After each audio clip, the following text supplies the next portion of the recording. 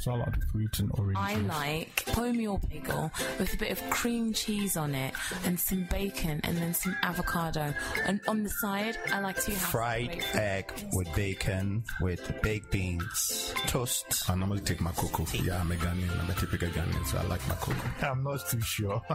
I normally don't eat breakfast. It doesn't matter how you like your breakfast, or you may not like breakfast at all, but you will love the sound of your radio when the breakfast is Afropolitan. Watch out for the new ABN Radio Breakfast Show with Kufuor. ABN Radio, London's Afropolitan radio station. Find those extra cups to fill. They've got an awful lot of coffee in Brazil. Aja guide me from my enemy. Yo, this is Shatta Wali, and you're listening to ABN Radio. Man. Call it how it is.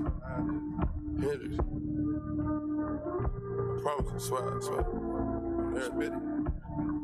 Yo, Percocet, Miley Percocet, Percocet, Miley Percocet, rep the set, gotta rep the set, chase a chick, never chase no mask on, get mask on, mask on, get mask on, Percocet, Miley Percocet, chase a chick, never chase no. 2 cups, toast out with the game, from food stamps to a whole nother domain. Out the bottom, I'm a living proof, super, ain't compromising, $500,000 on the coupe. Drug houses, looking like Peru. Graduated, I was overdue. I'm a pink Miley, I can barely move. Ask about me, I'm gon' bust a move. Red James, 33 chains, Ocean now, cruising Biscayne, Tide Pop, that's a liability. Hit the gas, boosting my adrenaline. Percocet, Miley Percocet, Percocet, Miley Percocet, rep the set, gotta rep the set. Chase a chick, never chase a mask on, get mask on, mask on, get mask on, Percocet, Miley Percocet, chase a chick, never chase no. Photo maybe, I drive anything, buy my rings, make them go insane.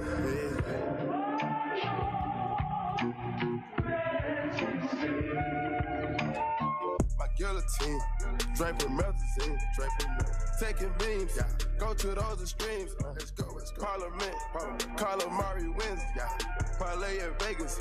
We was in attendance, before the business, Deodora lenses, more prescriptions, focus on the mission, intermission, never take a break, we can't switch states, touchdown foreign place. ABN Radio, London's Afropolitan radio station. More news, more information. This is ABN News on the Hour. From the Sky News Centre at 4, police in Portsmouth say 2 people who died at the Mutiny Festival there are among 15 people taken to hospital in one night. The 18-year-old woman and 20-year-old man fell ill yesterday. Organisers have warned of a high strength or bad batch of drugs. Travellers hoping to fly from Stansted this afternoon have been diverted to East Midlands Airport after a for any inconvenience, saying the system has now been repaired. Theresa May is being urged to consider a change in the law on abortion in Northern Ireland. Campaigners celebrating yesterday's vote to allow terminations in the Republic held up signs saying the North will be next, but with Stormont suspended, any change in the restrictive law would have to happen at Westminster. Tory chair of the Commons Health Committee, Sarah Wollaston, says the Prime Minister should consider reform. Her position will be that, of course, this is a devolved issue, I should imagine. However, I think that we need to turn this around and look at it from the point of view of women and as a human rights issue. So I would like to see her come out and support change. A new wave of national parks could be created in England. Environment Secretary Michael Gove's announced plans for a review of the protected areas. In sport, Daniel Ricciardo's won the F1 Monaco Grand Prix. The Red Bull driver finished ahead of Ferrari Sebastian Vettel and Britain's Lewis Hamilton, who was third in his Mercedes. England's cricket head coach Trevor Bayliss says batting collapses have got to stop after his side was thrashed by by Pakistan in the first test at Lord's. The visitors won by 9 wickets. Very disappointing. Especially from a batting point of view, just was nowhere near good enough for test level. Obviously, the Pakistanis bowl well, but we've got to be better than that. Britain's Joanna Conte has got her French Open tennis campaign underway. She is playing Yulia Putintseva. And Rory McIlroy's missed out on the title at the European Tour's PGA Championship Golf. Francesco Molinari is the champion at Wentworth. That's the latest. I'm Andy Hayes. Hi, this is Rodney Hines. And I'm Michael. Join us on the Voice of Sports show each and every Saturday on ABN Radio. We'll keep you bang up to date with all the latest football scores and we'll discuss all the big talking points in the world of sport. So don't forget, join us this Saturday, 4 till 6 on ABN Radio UK. The Discourse on ABN Radio, engaging our community with discerning conversation. Join me, Esther Alade, on The Discourse, where we will be redefining perspectives with authentic analysis. Join The Discourse from 7 a.m. to 10 a.m. on ABN Radio. This Friday and every Friday on ABN Radio, London's Afropolitan radio station. Consider that life wasted. Consider the heart ripped out of a family. Consider the potential never realized. Are these the things you consider when you carry a knife? It's not about knife. Like for breakfast. Well, it depends what mood I'm in. Banana because I'm feeling healthy. If I'm in a Me, I like a bit of fruit. Nice apples, sliced apples. I love a cinnamon and raisin bagel, some scrambled eggs, and a... I say nice English bit. Salad, fruit and orange. I like wholemeal bagel with a bit of cream cheese on it and some bacon and then some avocado. And on the side, I like to have fried egg with bacon, with baked beans, toast. I normally take my cocoa. Yeah, I'm a Ghanaian. I'm a typical Ghanaian, so I like my cocoa. I'm not too sure. I normally don't eat breakfast. It doesn't matter how you like your breakfast, or you may not like breakfast at all, but you will love the sound of your radio when the breakfast is Afropolitan. Watch out for the new ABN Radio breakfast show with Kufuor. ABN Radio, London's Afropolitan radio station.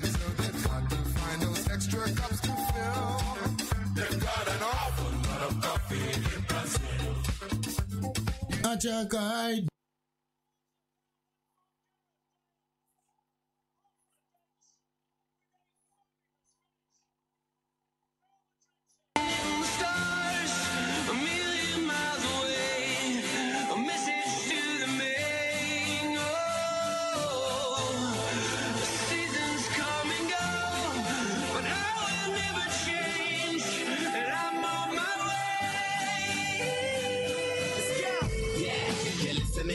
They say they ain't heard nothing like this in a while. That's why they play my song on so many different dials. Cause I got more hits than a disciplined child. So when they see me, everybody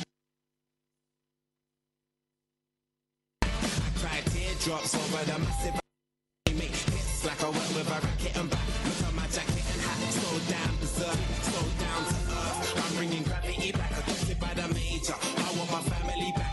People work hard just to get all their salary tax. Look, I'm just a writer from the ghetto like Mallory Black. Man, where the hell for the sanity at? Damn, how you that's why you have to keep screaming till they hear you out.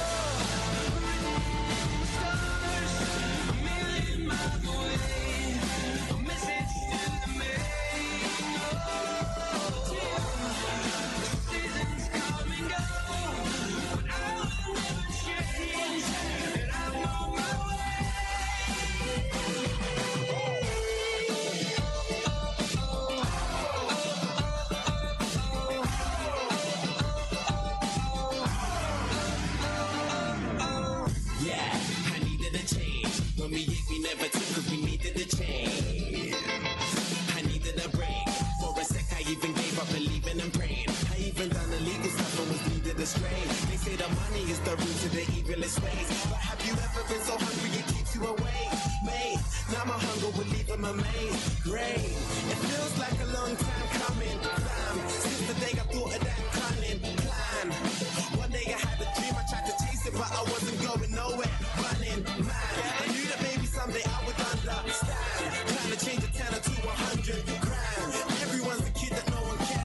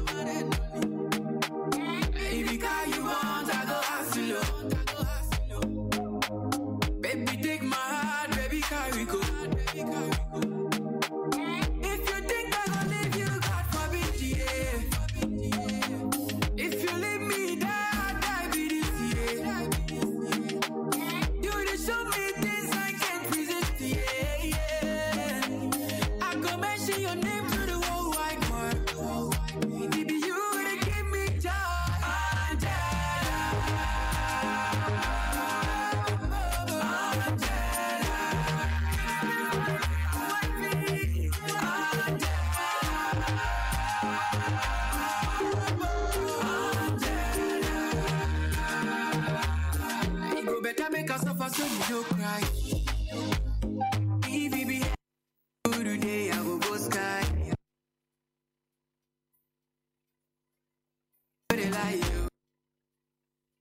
If you leave me today, I don't die.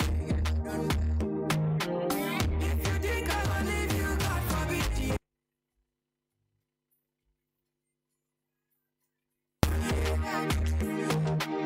You dey show me things I can't resist, I could mention your name to the whole wide world. You dey give me joy.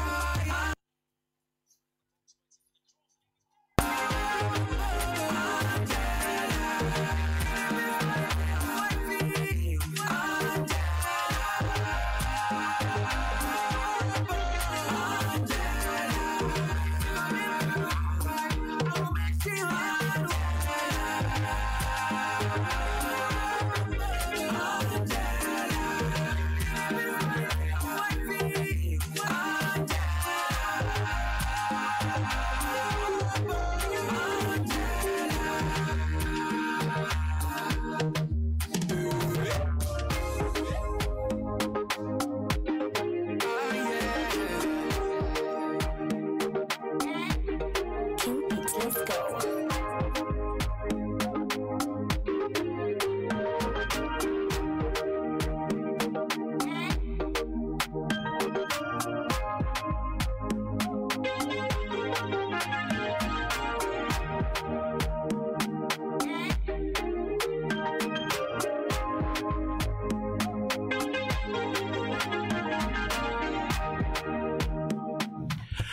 Right, a very good afternoon to you. If you just joined us on London's Afropolitan station ABN Radio UK, welcome to Sports Link Up Africa with me, Kente, Kufuor. And also joining me in the studio today, I got my right-hand man, Mr. Samuel Sarpong. Sammy, a very good afternoon, or should I say a very good evening to you? Good evening, Kente. Arsenal have got a new manager, but you don't seem happy, Sammy. What's going on here? I'm very happy with the appointment. It's just that. Yeah, but it's just that I'm listening. It's just that you don't want to get so excited and. All right. It begins, but I'm excited with the appointment, but it has to be measured. Okay. Yeah, so that. I mean, we've got a lot to discuss. We've got a lot to talk about during the course of the show, right? Coming up on today's show. Look, we all knew what happened yesterday.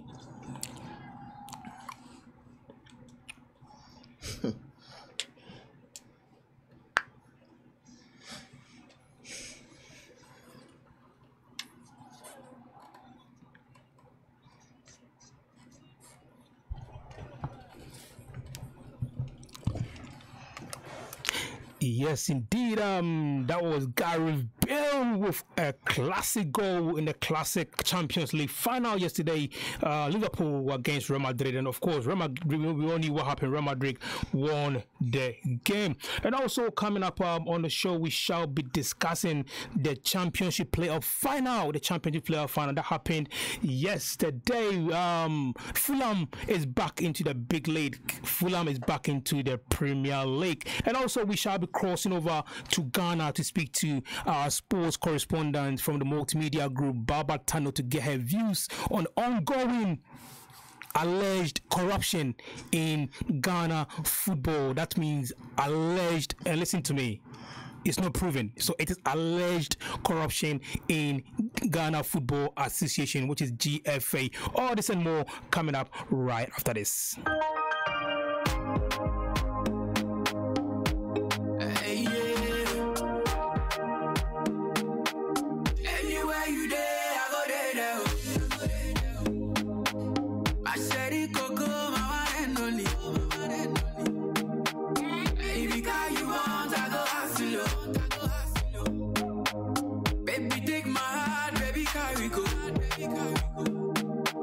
If you think I gon' leave you, God forbid you.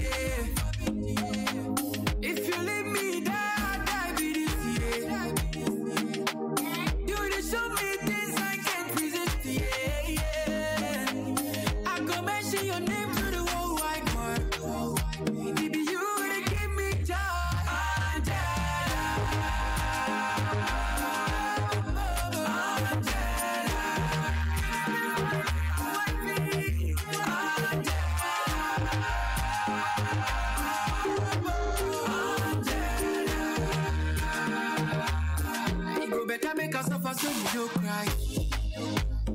If it be heavy food today, I will go sky.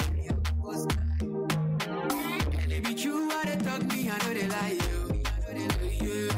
If you leave me today, girl, I don't die.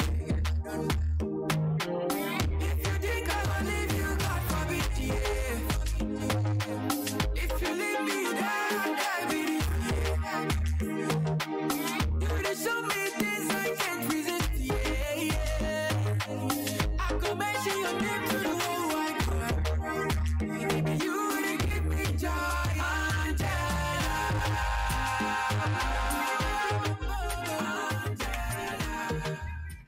Right, once again, very good afternoon to you. If you've just joined us, thanks for joining us, and also thanks for your company. You can actually join in the conversation by calling 0208-191-7078 or 0208-670-7300. You can even WhatsApp or text us on 0788-7475-940.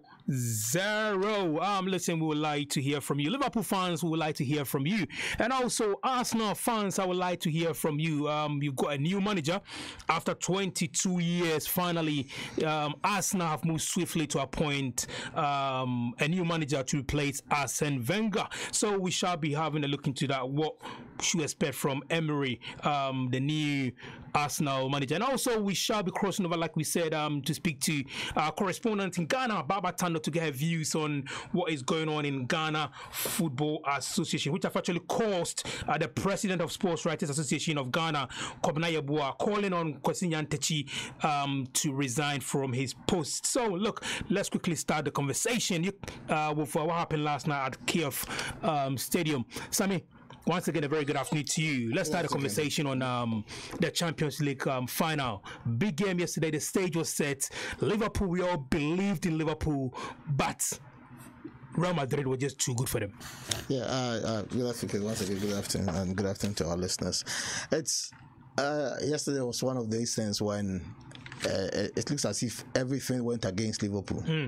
And that was a sad thing, because to lose your talisman at that time, and the goalkeeper, that was one of the freakish goals that you can never say striker can ever need to score, because and it's like everything, and even now, and the first 20 minutes, I think Liverpool did well. Yes, indeed. They were playing their pressing game, and they were trying to get these people to misplace their passes. Real Madrid to misplace their passes, but then Real Madrid took, because at that time, the first 20 minutes, Salah wasn't effective as we all know Salah to be. So, but Real Madrid is Real Madrid. You see, the difference between the two sides is this. Klopp is building a team. Okay, Klopp is building a team, and the team can only get better. Yes. But then Real Madrid just have that extra edge. Yeah. You know, a team that has Gareth Bale on the bench.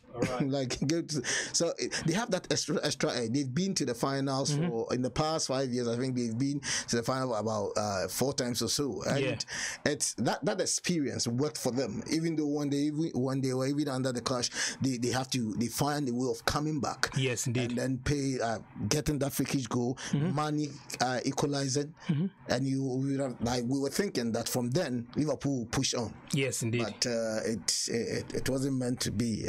It was a sad thing, and Liverpool will come back strongly. I think they will come back strongly, but it's not good for Klopp's image when I think in the last since he signed the contract, he's not really won any major. That's one, and I think in his last 5 finals, he's lost every final that in the last 5 times he's lost every final that he's played in. Yes, and indeed. These things that will begin to play on your mind, and it becomes very, very, very difficult to get it off your back.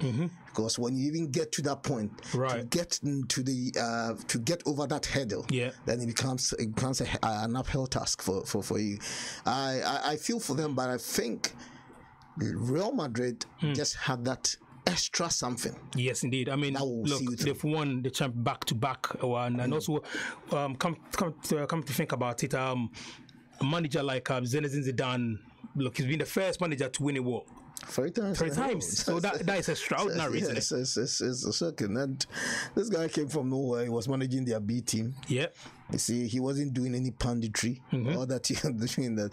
He was learning his trade, and not like all these people who will be doing panditry. They talk as if they know everything, but you give them the managerial jobs and they will mess up.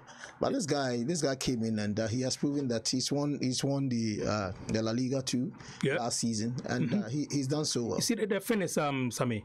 Liverpool, during the first 10, 20 minutes of the game, they were pressing hard. I mean, they went toe to toe with Real Madrid, and they gave Real Madrid. I mean, they pushed Real Madrid to the point that it looked like they had a better first 10 to 20 minutes of the game. I think Real Madrid also anticipated it. You see, that's where they knew they were going to come. They were going to come at them. Yeah, and I think what's up yesterday? They covered the pressure though. The commentator said something that if when they got the equalizer, when it was 1-1, and they started pressing. I think after the 1-1, when the next 5 minutes, it was more Liverpool, and they were pressing them. But the commentator said something that interesting. He said, will Liverpool be able to sustain that? Yeah. You see, that was the felt. Getting to the end, they were always going to get tired. And you're looking at players like Gareth Bale on the bench, Asensio, Vasquez. You have all these players who are game changers. Yes, and indeed. They've done it in the Champions League. They've done it on the top level as well. So it was a matter of whether they will be able to sustain that even when the changes are made. But these game changers are even brought on the field. And you look at Liverpool bench, and there wasn't anyone who can come in and do anything extraordinary. So it's sad, but I think they will learn from it and build from there. I understand that he has been promised about 200 million to wow. 200 million. That's a lot of money. Yeah. I mean, look, he deserves it. He's taking them to a Champions League final, and also they've qualified. They've qualified for the next year's Champions League final. So it makes sense that they need to bring in quality players to assist players like Salah, Mane, and also Firmino. So they've got the money to do it. When they sold on Coutinho to Barcelona, even though they spend the money by bringing in Van Dijk and the rest of them. But I honestly believe that yes, Klopp have shown us enough that the board need to trust him with more money to go into the transfer market and spend more money to bring in quality players. When I talk about quality players, I'm talking about players like the goalkeeper. They desperately need a goalkeeper, don't they? Yes, Klopp is as stubborn as Wenger. I think the more people identify a certain problem in his team, right? That's when he wants to prove to them that no, there's no problem. I'm not going my own way. I think he to some extent they talk about his defense, and later you realize that the defense became very difficult to beat even before Van Dijk came in. Yes. It became very difficult to beat. Yeah. He has a way of playing, and you see when people, it's not about Klopp. It's not about individual when it comes to his defense. The other time he said it's about the way we play. Right. So if at the top the Salahs, the Manes, and the Firminos are defending at the top, the whole defensive system starts from the strikers who are pressing up there to the defense. I mean that even cost them the first goal. I think was it the second goal, the Benzema goal. The Benzema first goal. Yeah. All right.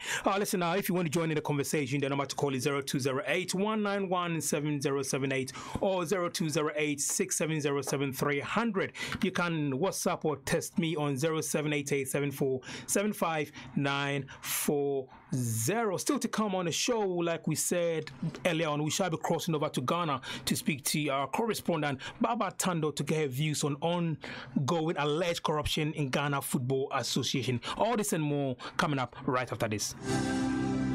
It's that time of the year for Integrity Conference 2018, Revive Us Again, hosted by Pastor Kingsley Apieje, with guest speakers Pastor Eastwood Anaba, Pastor Francis Sarpong, Reverend Celia Apieje Collins, and Reverend David Shoshana on Wednesday the 30th of May to Sunday the 3rd of June at Oasis House, Peel Road, Croydon. Registration is free. Visit tbcoasishouse.com. See you there.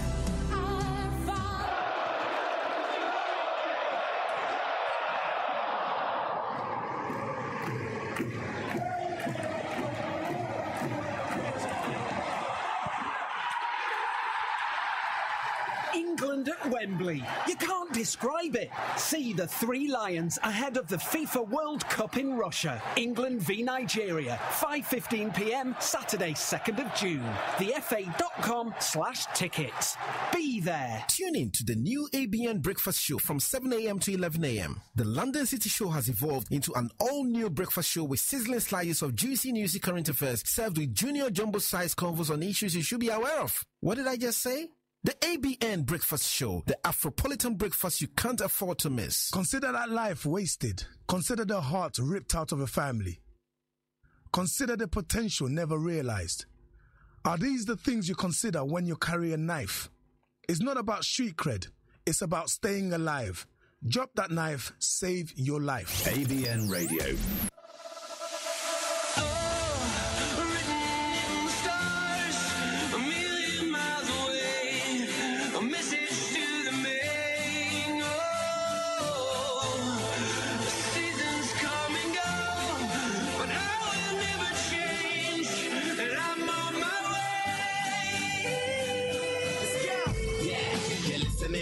They say they ain't heard nothing like this in a while. That's why they play my song on so many different dials. Cause I got more hits than a disciplined child. So when they see me, everybody barracks. Man, I'm like a young gun, fully black barack. I cry teardrops over the massive attack. I only make hits like I work with a racket and back. Look at my jacket and hat, so damn berserk, so down to earth. I'm bringing gravity back, adopted by the major. I want my family back. People work hard just to get all their salary tax. Look, I'm just a writer from the ghetto like Mallory Black. Man, where the hell for the sanity at? Damn, I used to be the kid that no one cared about. That's why you have to keep screaming till they hear you out.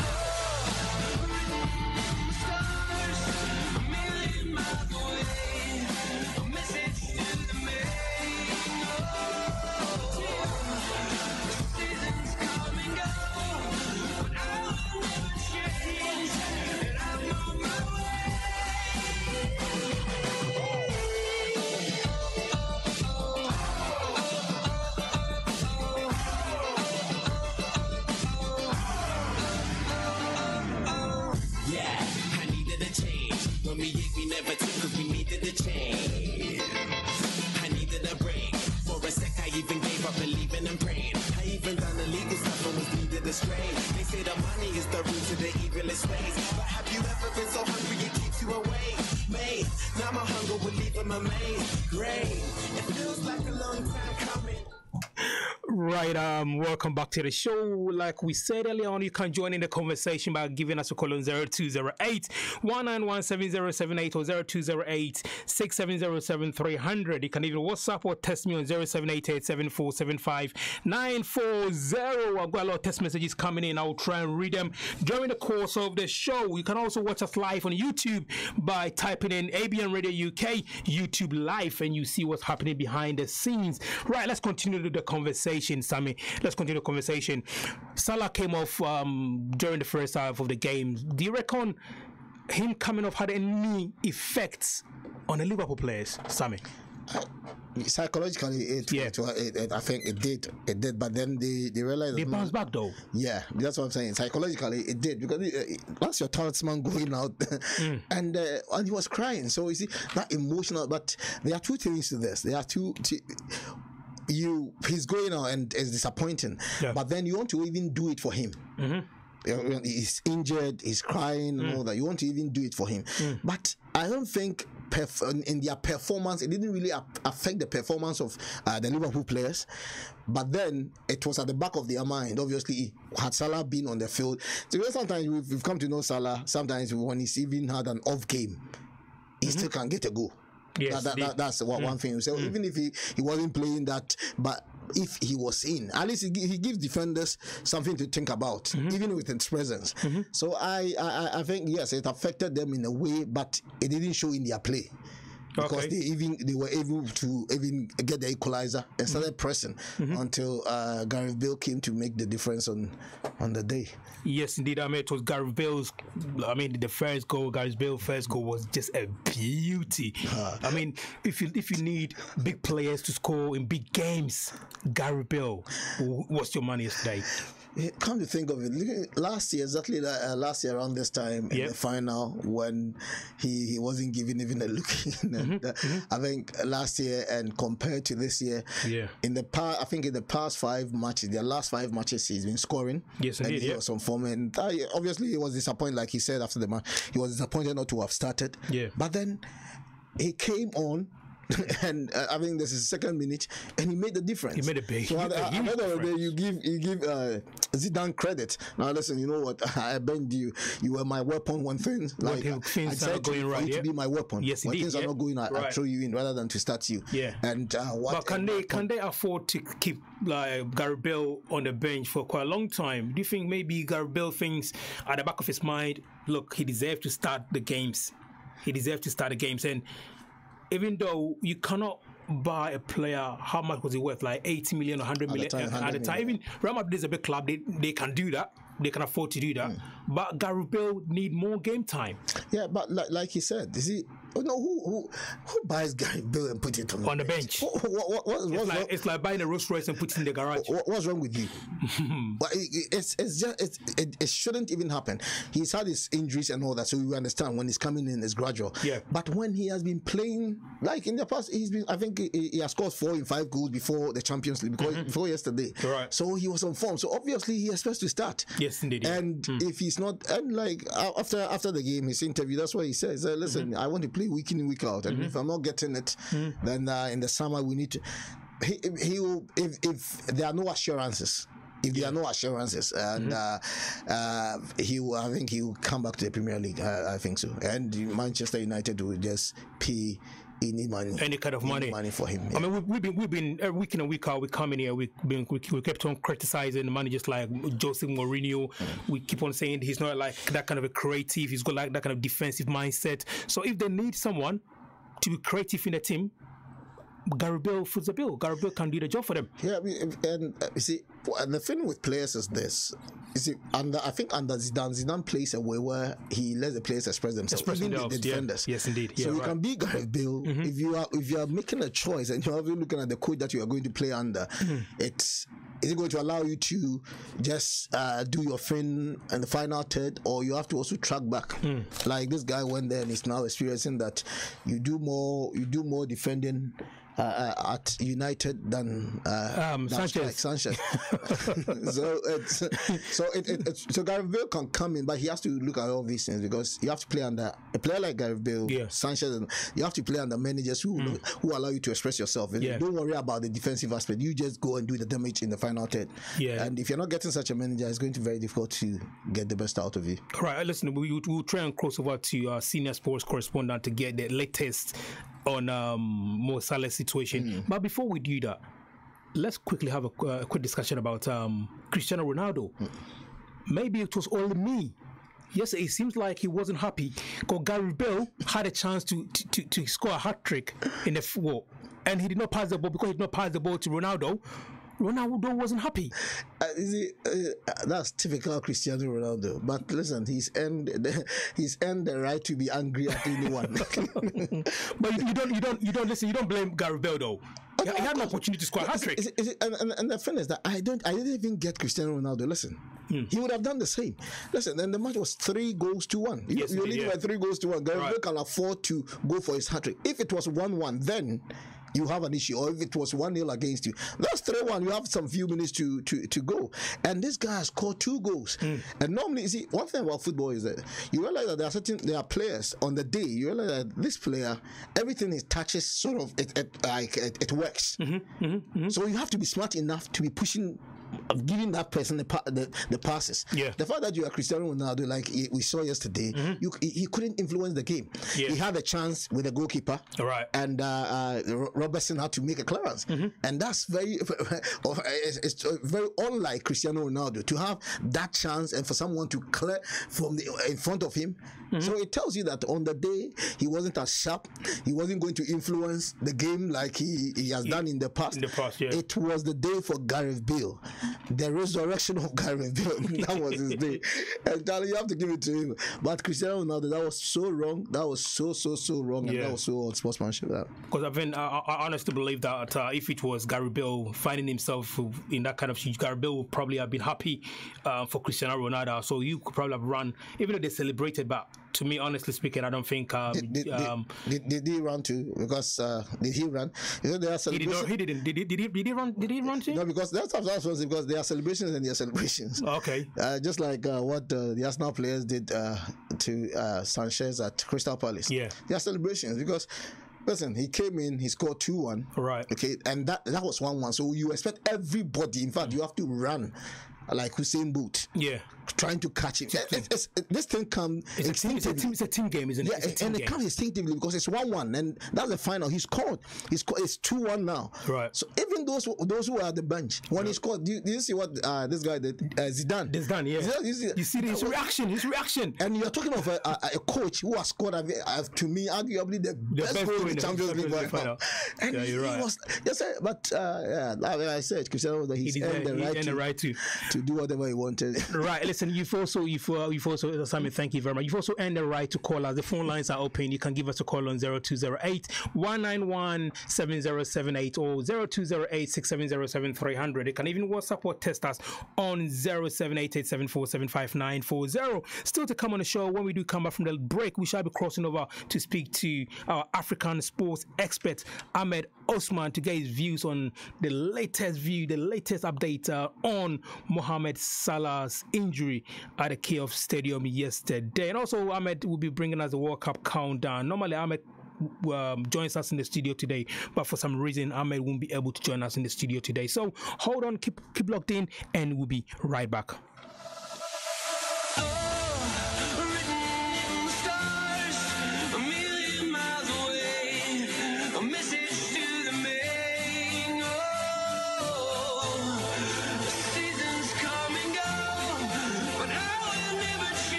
They say they ain't heard nothing like this in a while. That's why they play my song on so many different dials. Cause I got more hits than a disciplined child. So when they see me, everybody barracks. Man, I'm like a young gun, fully black barack.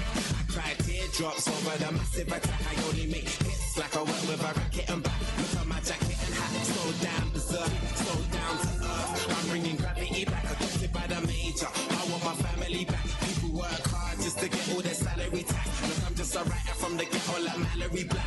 Man, where the hell's all the sanity at? Damn, I used to be the kid that no one cared about. That's why you have to keep screaming till they hear you out.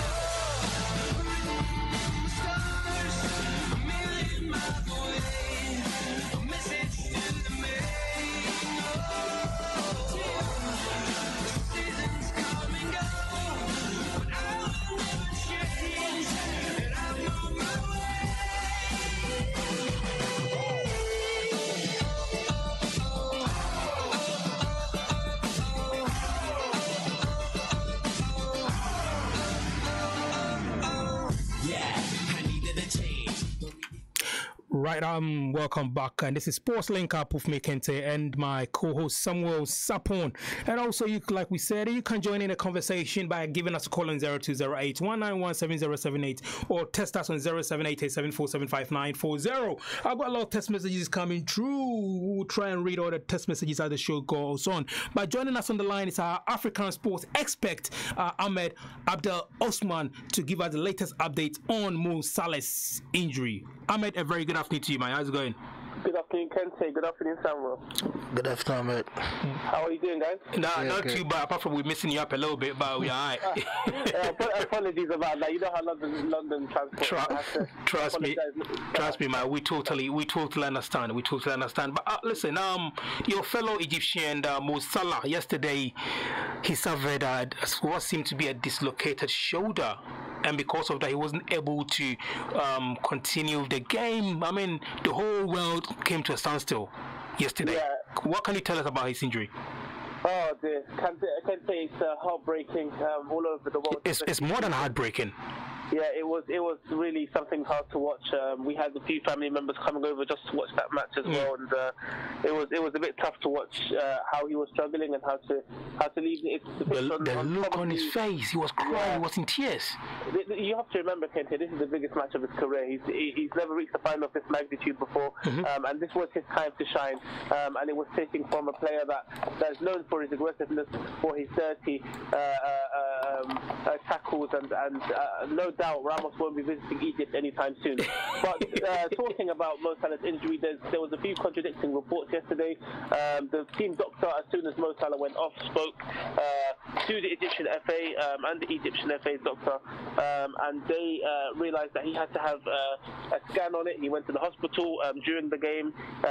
It was found that actually it wasn't a dislocated shoulder, but it seems like he may have sprained some of his ligaments in his shoulder. That was what we found out last night. And the sports minister of youth in Egypt then came out and said he spoke to Mohammed, he spoke to the doctors, and that Mo Salah would be okay after 2 weeks, which was weird because Klopp said that it was a very, very serious injury. So yesterday night it was all over the place. Everyone wanted the news. I don't think anything was reliable yesterday. However, saying that today Mo Salah was in Liverpool. He went to the hospital. He's having an MRI as we speak at the moment, and we'll find out very soon the truth about Mo Salah's injury and how long and the extent of how long he'll be out for, and whether he'll be at the World Cup. But what I can say is the whole nation will be praying and hoping that their saviour will be at the World Cup in Russia this summer. You see, one thing I like about Mo Salah yesterday was Ahmed, his attitude. Even though he was a bit injured, we could see that he was struggling. He was determined to continue. That should tells you the kind of player Mo Salah is. Yeah, well, listen, he's a determined man. He wouldn't give up as soon as he was told he was injured. He tried to go back on. He got up, but sometimes Kente, the injury is too much, and you could see it on his face as soon as he fell the second time. But yeah, listen, a man like Cristiano Ronaldo knows how it is. He fell and he couldn't continue in the Euros final against France, and he went to console Mo Salah. But yeah, it's just devastating for Egypt, devastating for Liverpool, and most of all, devastating for Mo Salah. Yeah, yes, indeed, it's a bit devastating. I mean, we're looking at 2 weeks. He said, isn't it? 2 weeks, and so you think he might be ready for the Pharaohs of Egypt come Russia 2018. It could be anything between 2 weeks to 2 months, Kente. No one knows the extent. If it is a dislocated shoulder, if it is more serious than a sprained ligaments, we don't know what the diagnosis is 100%. There's a lot of rumours going around in Egypt. There's a lot of rumours going around here in England, but only Mo Salah and the Liverpool doctors know exactly what's going on right now. However, the MRI is being done right now per a few sources of mine, and hopefully it comes out just 2 weeks or less than that. But 2 months would be the end of a dream for Mo Salah, the end of a dream surely for Egypt and their chances at the World Cup.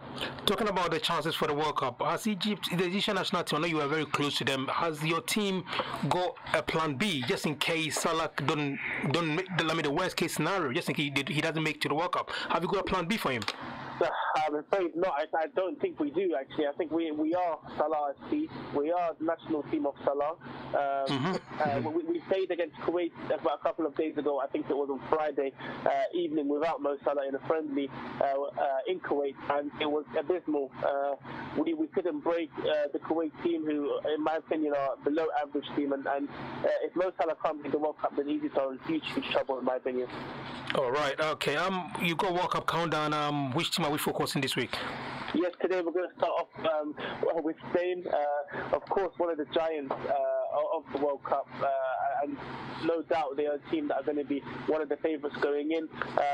This is a tournament, in my opinion, probably the last for Iniesta, the legend that is Iniesta, who had to leave Barcelona, called time, and he will be influential for this team. However, if we're looking at a whole, this is a team, a young team, full of youth, full of experience when it comes to knowing how to win games. And in my opinion, their star player is Isco, one of the most underrated players in the world, one of the most underrated players when it comes to analysing a team like Real Madrid, and he'll be their star player come Russia 2018. However, saying that, they start playing the team, and no doubt the best goalkeeper in the world is David De Gea of Manchester United. He is the man they'll be looking to for inspiration when it comes to shot stopping, when it comes to saving them in hard situations when they do reach the latter stages of the World Cup and they face the big side. He will no doubt be someone that all eyes will be on, but I'm sure Spain will at least reach the quarters or maybe semis, but they are definitely one of the favourites going into the final, going into Russian World Cup. Yes, indeed. I mean, look, the Spanish league is a bit superior at the moment. It's in the Spanish league. We all know when you talk about the Champions League, they've won it more time than the English league. The Spanish clubs. I mean, do you honestly think that maybe they've got what it takes? I mean, they've won the World Cup before several times. You know, they've got what it takes to win it again. This was the golden generation of tiki taka or of Xavi, of Iniesta. I think this team is much different. They're more reliant on they do know how to pass, they do know how to keep possession, but also they're very good at counter attacking.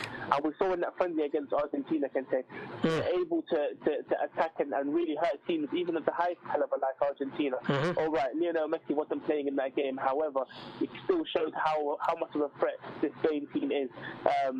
They've got players like Diego Costa up front. Alvaro Morata, who won't be going to the World Cup, is the reason why Diego Costa is so feared when he comes to Russia. He's going to be the main man up front. He will be the person that they'll be looking forward to score the goals. However, I'm very hopeful that since Egypt are in Group A and Spain are in Group B, we face them and Mo Salah is able to get his bitter revenge from Sergio Ramos, and we knock them out in the next round. Because Kente, I guarantee you right now there is a lot of praise against Sergio Ramos. I don't know if you've heard, but there has been a petition that has been signed by over 150,000 people since yesterday, calling for UEFA and FIFA to punish Sergio Ramos. This is causing a bit of a rift around social media right now. A lot of people are signing it, including a lot of Africans and Egyptians. But what happened yesterday to Mo Salah was a deliberate, dirty play, tried to take out the best asset to Liverpool, and you saw how much they were affected by it. Sergio Ramos is nothing, in my opinion, but a weak-minded, fake and leader. That I could sense. Listen, Ahmed, let me just stop you. I could sense your frustration right there. Look, listen. I'm trying to be professional, Kente. I'm trying to, but it's a struggle. It really is a struggle. Listen. Let me shift your attention. Let's shift off a bit from the Egyptian national team, because I know if I give you the chance, you are just going to throw missiles here, right, left, and center at Sergio Ramos. Spain, the Spanish team, they are in the same group with Portugal, Iran, and Morocco. Yes. We all tipped the Spanish team to get out of the group. Only two teams get out of that group. So between Portugal, Iran, and Morocco, which other country do you see them joining Spain? Iran on those couches. First of all, they know how to win. They're the most dominant team in Asia at the moment. They're always able to find a way to get to the World Cup. Okay. So they're no slouches. Morocco, in my opinion, are the dark horses for Africa. Yeah. They are the team, in my opinion, that could cause the biggest upset. They were very unlucky to get into a group of two big powerhouses. Yes, Portugal. I think they're going to finish second. I think Portugal will struggle to find anyone else to be the hero other than Cristiano Ronaldo, and he's had a long season, and it hasn't been a successful season in terms of domestically. So maybe he won't be able to find the net other than in the Champions League. So that is something I'm worried about for Portugal. I'm going to go for Spain and Morocco. And I think that Moroccan young side is such a good team, and the way they were able to demolish Ivory Coast in that deciding match to qualify for the World Cup was immense. And I think they're going to be the African side to go really to go the farthest in this World Cup. Yes, Ahmed. Yes, indeed. Just before we go, next week, which of the countries are we going to focus on? Okay, so next week we're going to look at the host nation, Russia, and also we're going to look at Japan. Two teams that, in my opinion, won't be doing much of the World Cup, but we'll look into them in detail for sure. Ahmed Osman, thank you very much for joining us. We appreciate your time. Thank you, guys. Have a good show. I'll be listening.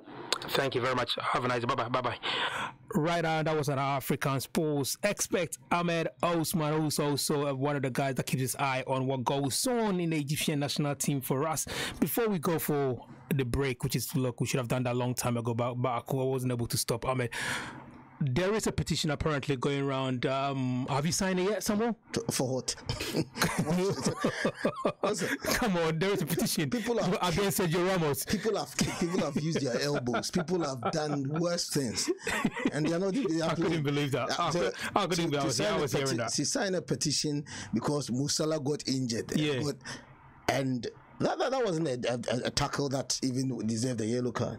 This is a contact sport. This is not lawn tennis, okay? It's a contact sport. I'm sorry, we all feel for Musa. I think even the players on the field, even the Madrid players themselves, they thought that, no, listen, let the guy let's play. He should be there. Let's play and let's get them. Sergio Ramos come out, and I think one of his tweets, he said the future awaits him. He said sorry to him, and he believes that the future awaits him. And it's true, the future awaits him.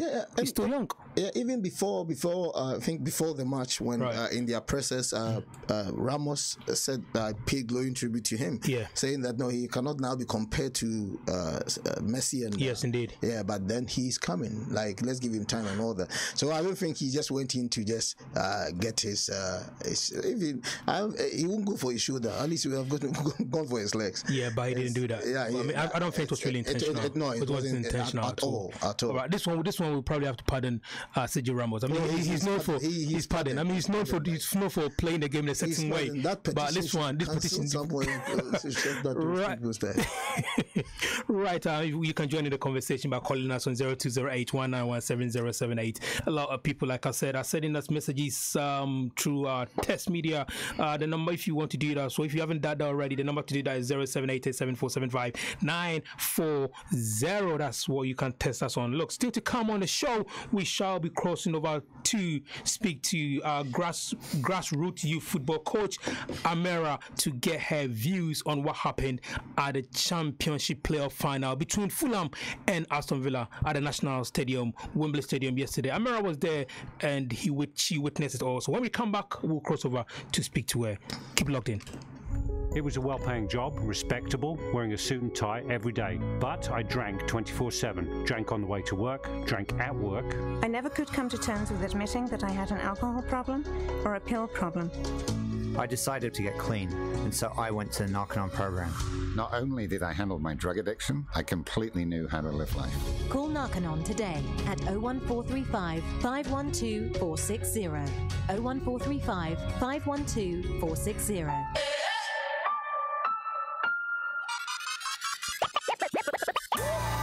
Mixpiration with Bright every Sunday evening from 6 to 8 p.m. is just fun. It's exciting. It's a mix of contemporary R&B and pop gospel music right here on ABN Radio. Enjoy great tunes every Sunday evening with Bright on Mixpiration. A blend of great inspiring songs just for your Sunday evening relaxation. Tune in from 6 to 8 p.m. This and every Sunday on ABN Radio, London's Afropolitan radio station.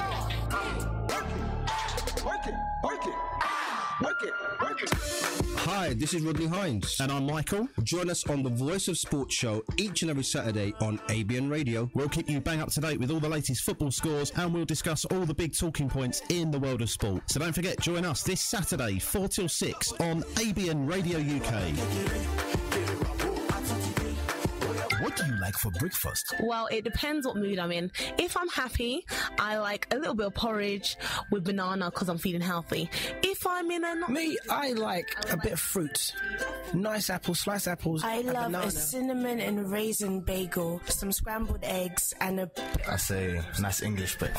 Salad, fruit and orange. I like wholemeal bagel with a bit of cream cheese on it and some bacon and then some avocado. And on the side, I like to have fried fried egg with bacon, with baked beans, toast. I normally take my cocoa. Yeah, I'm a Ghanaian. I'm a typical Ghanaian, so I like my cocoa. I'm not too sure.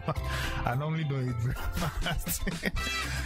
It doesn't matter how you like your breakfast, or you may not like breakfast at all, but you will love the sound of your radio when the breakfast is Afropolitan. Watch out for the new ABN Radio Breakfast Show with Kufuor. ABN Radio, London's Afropolitan radio station.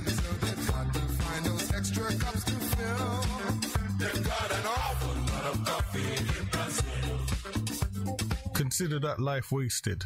Consider the heart of the family ripped apart. Consider the potential never realized. Are these the things you consider when you carry a knife? It's not about street cred or respect. It's about staying alive. Drop that knife and save a life. Quentin slowly, supporting all family and young people. 1 for the party, 2 for the money, 3 when you shake, yeah, bam, bam, bam, bam. What's up, guys? My name is Yemi Alade, and anytime I'm in London, I'm chilling and listening to ABN Radio, guys. Don't flip. Don't miss it. Mwah. Yes, indeed. Don't flip. Don't miss it. That's what she's saying. And what am I saying? I'm also saying, welcome back to the show. Welcome back to Sports Link Up with me, Kente, Kufuor. You can send in your text message by texting this number 07887475940. And also, you can call us on 0208-191-7078. Let me use this opportunity to say a very good afternoon to my big brother in Ghana, Akwesi Kufuor. Akwesi, it was your birthday yesterday. God bless you. And thanks for logging in to London's Afropolitan station ABN Radio UK. But it seems like you are getting too old, bro. I know you're gonna get me for that. Right, joining us on the line, we've got a very happy young lady. She was on the show yesterday, and after the show I had a lot of phone calls asking me, who is she? Who is that? She sound really happy. But I think, and I honestly believe that she sound even more happier to waking up today, thinking, his team is finally in the Premier League. Joining us on the line is Amira, youth grassroots football coach and also a big fan of Fulham Football Club. Amira, very good afternoon to you. Hello, good afternoon. Thanks for having me back on. Hi, Samuel. Hi, Ahmed, if you're still listening, stuck in traffic. I don't envy you on this hot day. Right, look, by the sound of your voice, it seems like you sound really happy. Oh, yeah, I'm ecstatic. It's like a dream come true. So I'm happy but tired. What a long day it was. No, I mean, the sun was shining. It was perfect conditions, but just a little bit too hot for me, especially with where I was sitting. The sun literally didn't leave me until the 90th minute. So, 95th minute, shall we say? How was the atmosphere like in the stadium, especially when you went down to 10 men? It was. Do you know what? It was terrifying for me. I had to sit down. For me, it was there was just still too much time left on the clock. Yeah. And although we had the lead, it was. It was really tense. Everyone. There was lots of people that obviously weren't happy with that decision, and and then it was kind of clock watching from there on as to yes, what we indeed, could do. Could we continue playing the way we were, having lost a player? So, but we remained strong and defiant as the team did. Villa did certainly cause us really bad problems in the second half. It's like they came out a new team, focused with leadership, and we had. Grealish, who was really on our back. On your back, yeah. Try and equalise, but we continued supporting them. The support was fantastic. Like Fulham put out, we had flags there and everything. Everyone was, everyone was in high spirits, and the way that they were playing. To be honest, talking about you being in high spirit. How does it feel to wake up this morning thinking, wow, my team is back in the big league. We're going to have teams like Man City, Manchester United, Arsenal visiting Craven Cottage in a season. It feels like a dream. A dream come true. It doesn't feel a 160 million dream. If we look back to December last year, there's no way we would have thought that we'd be where we are now, and we just managed to sort it out. And 4 years out of the Premier League, and now suddenly getting back to it. But to be honest, after we started going on that run of having all those unbeaten games, it was just, it's something we started to hope for, and just I think it just shows that, you know, with that quality of play, it's in a bit. I just think it was bound to happen. Like, I know I'm going to say that because I'm a Fulham supporter. Yeah. But we were showing something special from December to May. And it's great. I'm on a massive come down now, but probably the best one ever. I know. I totally understand how you feel. But you know, yesterday the game was dubbed one of the richest game in world football. 160 million was at stake yesterday. Fulham, they've won it yesterday. Do you think maybe the board need to believe in the manager, Fulham's manager, which is Slavica Jokanovic? Maybe they need to support him. At least you had to go at his name. I'm going to still call him I don't want to disrespect him and still not get his name right. Is that right? I tried though. Do you think they should give him the money? They should back him with the money so that he can bring in new faces into the club? Well, in all honesty, like, you know, we know what we're going back into, and we know that, you know, the fight that we've done, and we're now at this point where we play how we play, and it's you know, it's obviously, you know, the players have something to do with it, but it's his leadership that has got us there. He's a fantastic manager. He's really inspirational, and I only hope. I think we've got like 1 year left with him contract-wise. I think it would be great if we certainly did secure him. He'd be the perfect guy. I think he's a manager that deserves to be in that level of competition as well. Okay. All right. So I only hope that they do that. I think it'll be sensible, and I've got faith in Shahid, the owner, as well. Okay. You know, his decision making and you know, how he's been. Because of my time, let me just ask you my last question because I've got about a couple of seconds to go. Go for it. Do you see Fulham staying in the Premier League, remaining in the Premier League? Is a tough competition to be in? Yeah, absolutely. But the stuff that we've been doing, I think, you know, Fulham are being level-headed. They understand what level, you know, what level football now needs to be, you know, maintained in order to compete against big names, Man U, Chelsea. Not forgetting the winners themselves, Tottenham. So they'll definitely stay in the Premier League. Do you know what? It's one of their goals to do that. Thank you. We don't want to take a step back. We work so hard. So because of my time. Yes. Look, they'll stay in the Premier League. Amira, thank you very much, and we'll catch up with you soon. Yeah. No problem. Take care. Bye-bye. Bye-bye. Mutiny Festival goes in one night and another 3 this morning. Not all were drugs related. 2 young people died and another remains critically ill in the Queen Alexandra Hospital. The second day of the festival was called off. Its safety advisor Ian Baird gave this statement. We do know that the police are supporting the next of kin, and we are continuing to work closely with both the police and other relevant authorities. We took the decision, supported by the police, to cancel today's festival, to safeguard the welfare of all our visitors and out of respect for the 2 young people who lost their lives. Hundreds of passengers have been stranded at Stansted Airport after the fuelling system was hit by lightning. More than 60,000 lightning strikes were recorded during dramatic storms in England and Wales overnight. A 48-year-old man has been arrested on suspicion of murder after a woman in her 50s was found dead in Greater Manchester. Police discovered the body in Chadderton yesterday afternoon. A new wave of national parks could be created in England. Environment Secretary Michael Gove's announced plans for a review of the protected areas.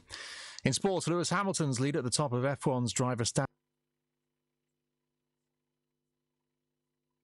Grand Prix, which was won by Red Bull's Daniel Ricciardo. England's cricketers have gone 1-0 down in their 2-match test series against Pakistan. They've fallen to a 9-wicket defeat at Lord's with a day and a half to spare. Captain Joe Root says they simply weren't good enough. You know, I think we were outperformed in all 3 departments, and first innings we needed to get more runs and we didn't. Britain's Joanna Konta's French Open tennis campaign has ended on the opening day. The 22nd seed was beaten 6-4, 6-3 by Yulia Putintseva. Konta's now failed to win a main draw singles match at Roland Garros in 4 attempts.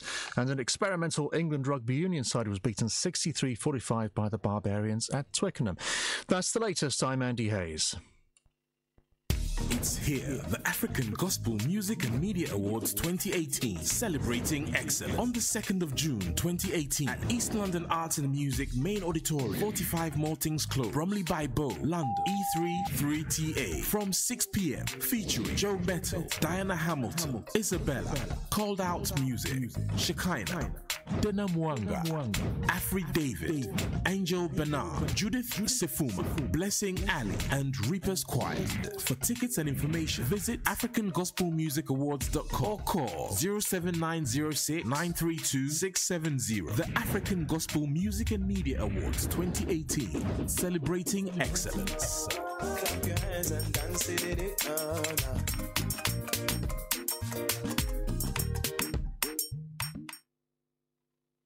Of a family.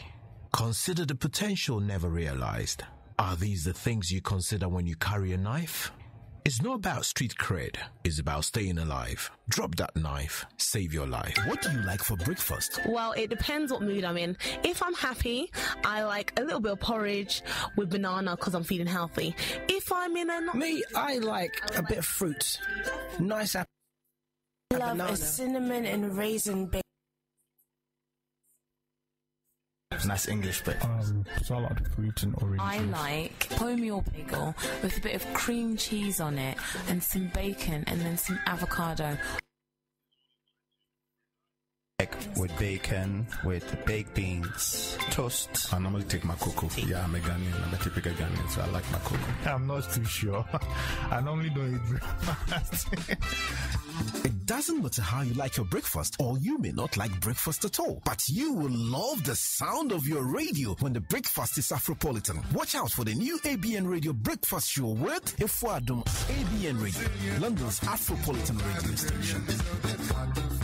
Extra cups to fill. They've got an awful lot of coffee in Brazil. Yo, what's going on? It's your boy UG Official. And right now, you're tuned into ABN Radio. Make sure you don't touch that dial. Stay tuned.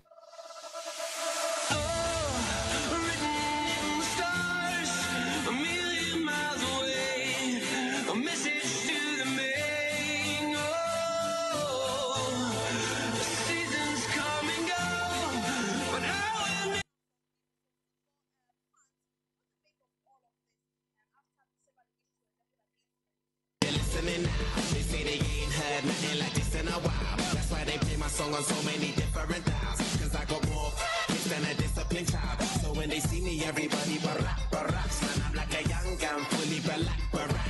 I cry teardrops over the massive attack. I only make hits like I work with a racket and back. Look at my jacket and hat, so damn berserk, so down to earth. I'm bringing gravity back, adopted by the major. I want my family back. People work hard just to get all their salary tax. Look, I'm just a writer from the ghetto like Mallory Black. Man, where the hell for the sanity at? Damn, I used to be the kid that no one cared about. That's why you have to keep screaming till they hear you out.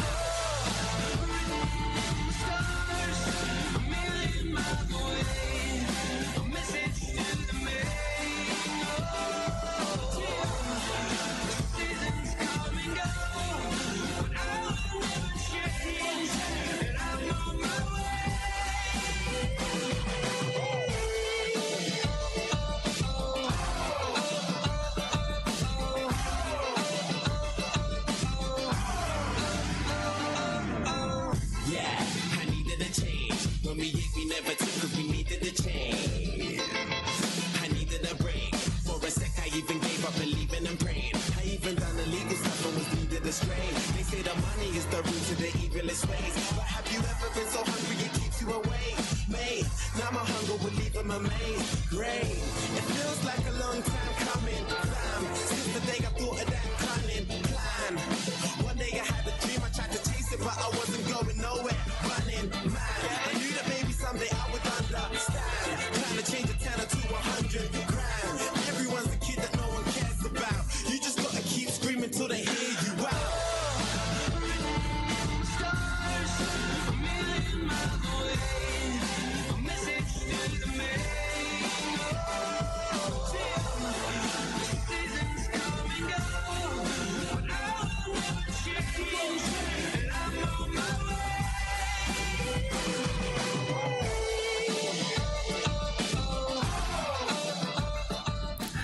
Right, time check. It's just gone past 5. It's 7 minutes past 5, and you're welcome back to London's Afropolitan station, ABN Radio UK.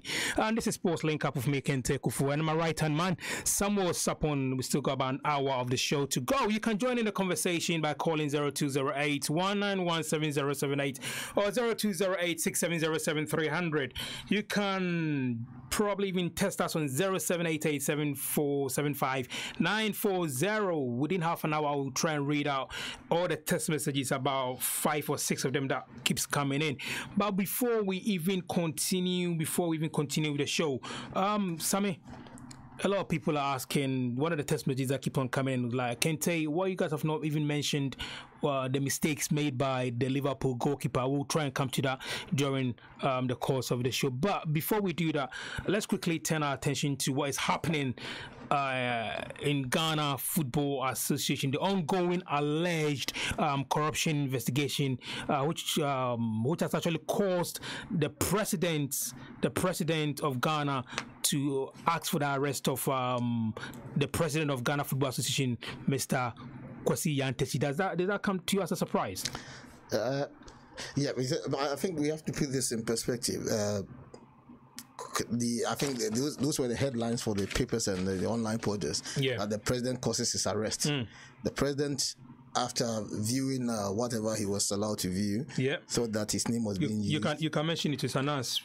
Don't worry, you can say it. Okay. So Anas's number 12, and he directed the CID. In fact, he's a complainant in this. Yeah. So he complained to the CID that this is what has happened, and being the first gentleman of the land, his name being used and all that. So the CID then did their own investigation, and they arrested him. The thing, see, the FA president in this case, from what we have heard. By the way, the FA have released a statement as well, so we'll come to that. Yes. And also, when during the course of the show, so we'll try and play a couple of what the Ghanaian public are saying about the whole situation, and also what the Sports Writers Association president also Kobna Yabo also made a comment recently also. So we'll come to that to see about going. Okay. You see, it looks like, listen, the whole thing is this. This is the guy that they want him to leave because they think he's overstayed. But you see, you cannot pick and choose. If it's democracy that we're running, if it's at the FA, if he hasn't broken any rules and he can still stand, it's up to those decision makers who decide to vote him out. You are not voting him out. You keep voting him in. You keep voting for him, and now, but you are now appealing to his conscience to leave. The guy doesn't want to leave. I personally believe that he should have left a long time ago, but he's there on based on their own constitution at the FA. Now, the issue now here has nothing to do with football. Right. He's been using it's alleged the name of the president to entice some foreign investors. So it's outside football. Okay, from what we have heard, it's outside for it. Has nothing to do with football. He wasn't planning on anything, giving any money to anybody, influencing any game, and there was nothing that has to do with football in his case. There was nothing that has to do with football. But then we all jumped the gun and so that he should resign and all that, because if he has been reported to the CID, there's investigation going on. The fact that there's investigation on, it has not been proven that whatever is being alleged, it has not been proven. That until it's proven. Until it's proven, it looks to me as if we want this guy to go. And now that this thing has come up, whether he proves himself or not, he should go. All right, let's listen to what the president of Sports Writers Association of Ghana, Kobna Yeboah, got to say about the whole issue.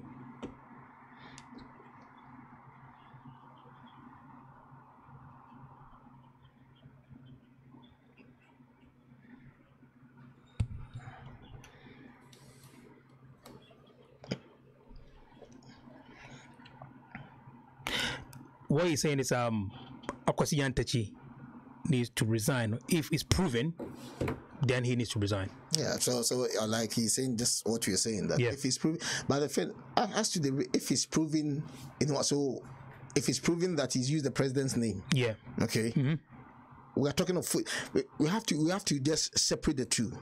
And so is he now being is it because of is it now on morals or moral grounds? Yeah. That even though it's outside football, because of what you have done of using the president's name, then you have to resign.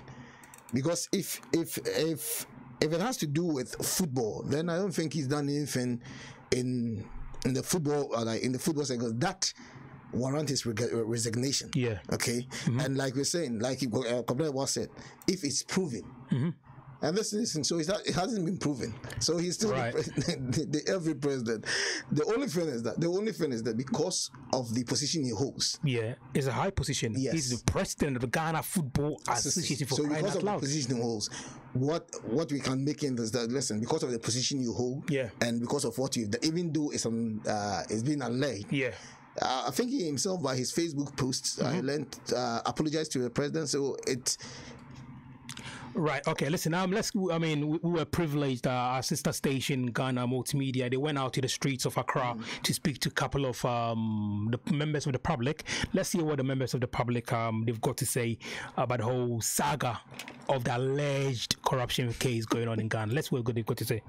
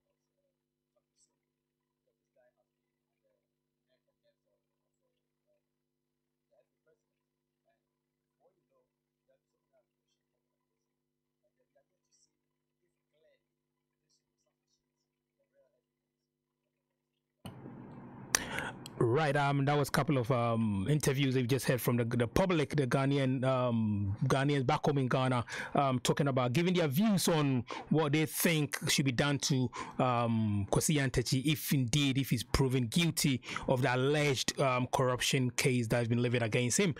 Sammy, look, during the course of the interviews, one of the gentlemen, he said that should serve as a deterrent, that if Nyantakyi is found guilty, he should probably go to prison, and that should serve as a deterrent to other government officials that if they are found also of doing that. I mean, media houses like, or even presenters like Countryman Zongo, they've come out during the past to speak highly about these government officials, some of these government officials taking bribes and corruption and blah blah blah blah blah, but none of them was taken serious until what we just witnessed, the alleged thing from Anas that will be coming out very soon. Yeah, because in Ghana, since the days of Nanabu Butler, MND Jaula, there's always been this about corruption, like a sort of a perception of corruption, right? The FA and the sports ministry. It's always been there.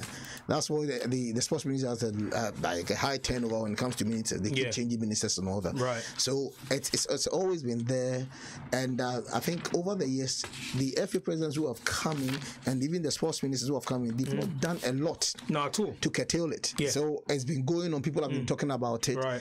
There's never been a year that the FA or the sports ministry have not been linked one way or the other to corruption. Right. So right now, but what I was saying is that, but I understand that there are a lot to come when it comes to all these corruption allegations, which are regarding football. Yeah. But my point is that what we know now has nothing to do with football, so that will be dealt in a different. But I understand that there are a lot of stuff which when football corruption on that expose.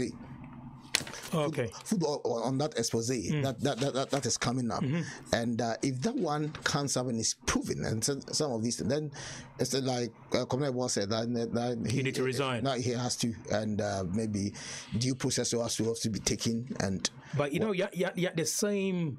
Nyantakyi was once upon a time also alleged. You remember that case that it was the Telegraph or whatever? They brought that allegation a couple of years ago with Foresight and all. Yes. That was 2014 before the World Cup. Yeah, and he was cleared. Yeah, because you see some of these undercover journalists. Yeah, you know it's happened here before. We remember Sam Allardyce and all these that they did. So, Allardyce resigned though. Allardyce has to resign, but even with that, because sometimes we are quick. They don't get to pin them now. Because it was before the World Cup in 2014, but FIFA cleared him. Of all that was there and all that he said, he was cleared. If Mr. Nyantakyi is found guilty, he's got a lot to lose. Because bear in mind, he's the vice Confederation of African Football vice chairman. He's got a lot to lose. A lot. That's the reason why I said that he should have gone long time ago. You've ridden on the back of being the FA president, and gone to these heights in football. So when you've gone to these heights in football, all that you do is that you move on, because being CAF, being a member, the second in command of CAF, and sitting on the council at FIFA. These are huge in football. These are huge. So you should have just left the FA and I think it's about 4 years late. You understand? You should have left it, then move on. Because what might happen is this: if whatever he has done, whatever is is proven, what is going to happen is that maybe a lot will be uncovered at CAF and at FIFA. At FIFA. A lot to be uncovered, and a lot of names might come up, will start popping up, and that's a serious thing, because now, remember this, Anas is saying that BBC is involved, Al Jazeera is involved. If these two key players are involved in this, I believe that it's not only for Ghana.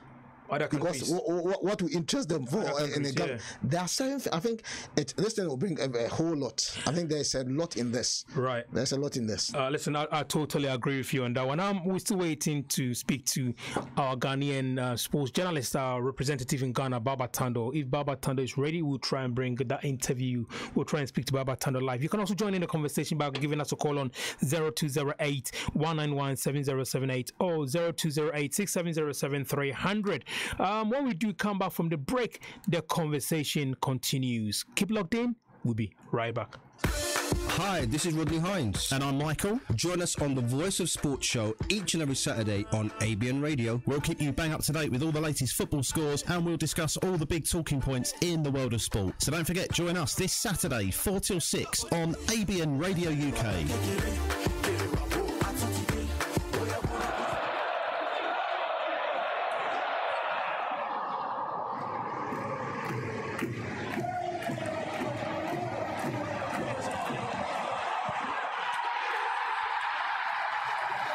At Wembley. You can't describe it. See the Three Lions ahead of the FIFA World Cup in Russia. England v Nigeria, 5:15 p.m. Saturday, 2nd of June.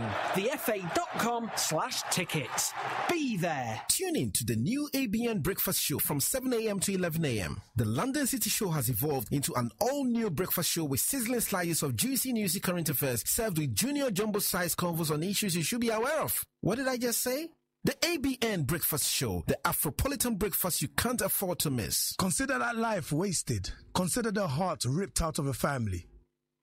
Consider the potential never realized. Are these the things you consider when you carry a knife? It's not about street cred. It's about staying alive. Drop that knife, save your life. ABN Radio, London's Afropolitan radio station.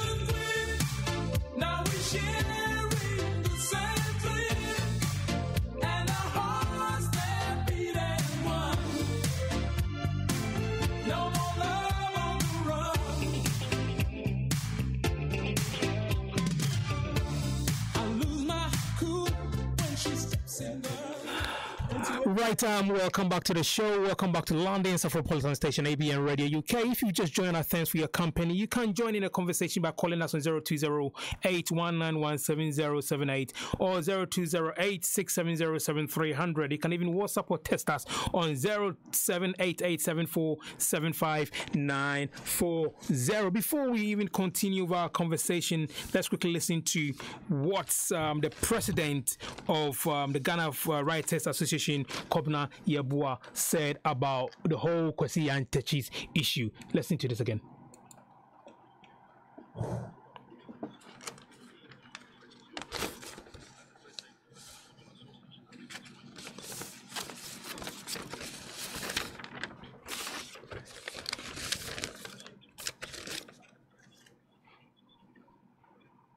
Yes, indeed.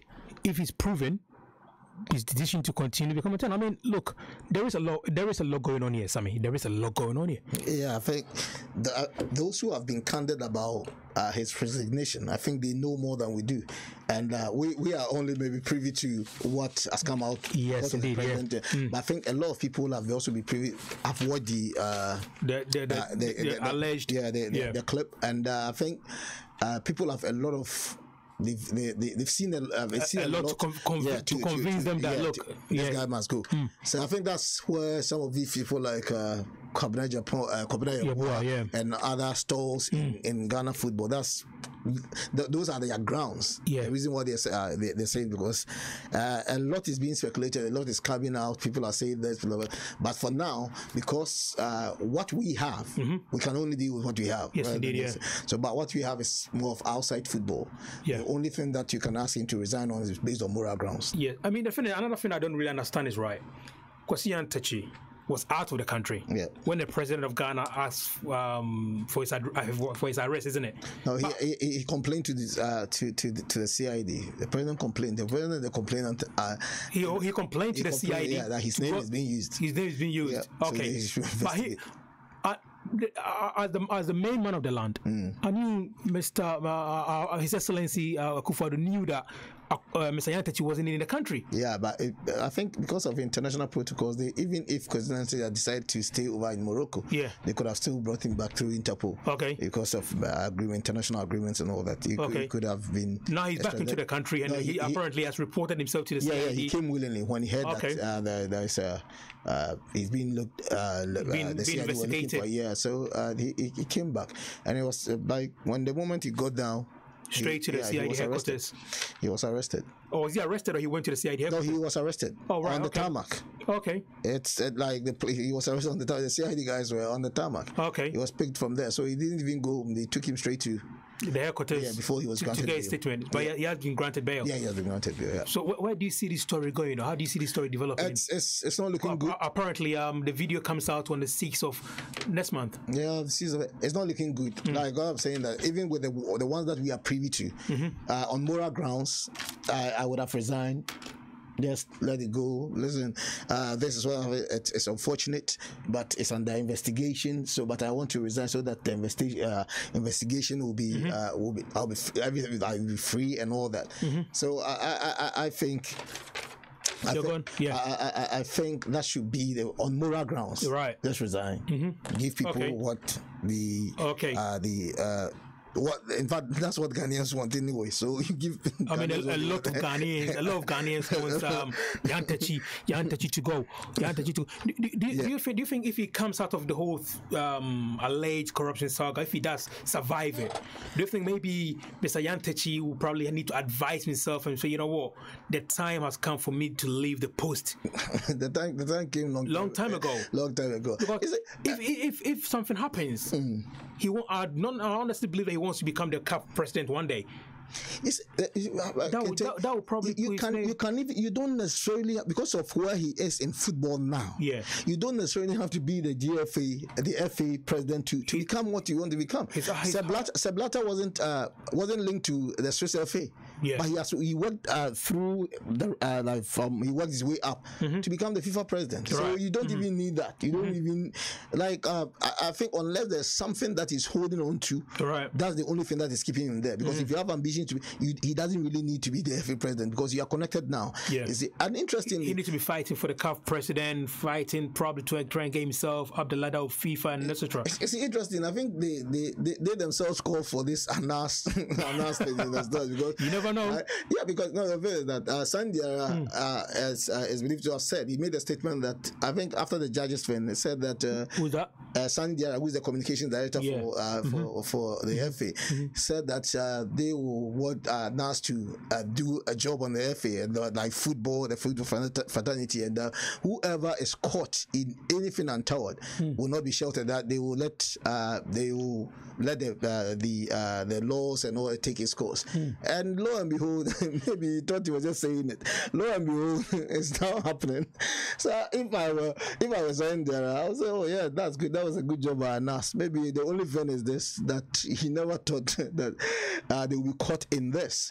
And if the voices that we are hearing, that there's a lot on that tape regarding Ghana football, and even when you listen to, since this thing came up, when you listen to football administrators in the country, even if someone like respected football administrator like Kufuor, for Kufuor to say that I don't even know whether I'm involved, that should tell you something, that Ghana football is not all well.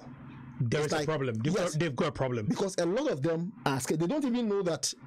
No one has the. It's as if, listen, they know that they've done certain things untoward, but they now realize that no, maybe what I did might have been captured. Yep.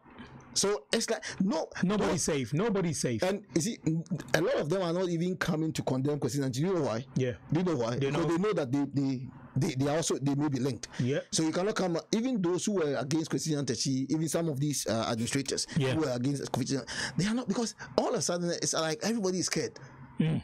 Everybody's scared. You're talking about 100 people. And as for you. Kwaku is talking about 100 people in football. So. Let's actually, you know what? I'm glad that you mentioned Kwaku Baako. Let's listen to what Kwaku Baako got to say about the whole thing going. Let's listen to what he's got to say.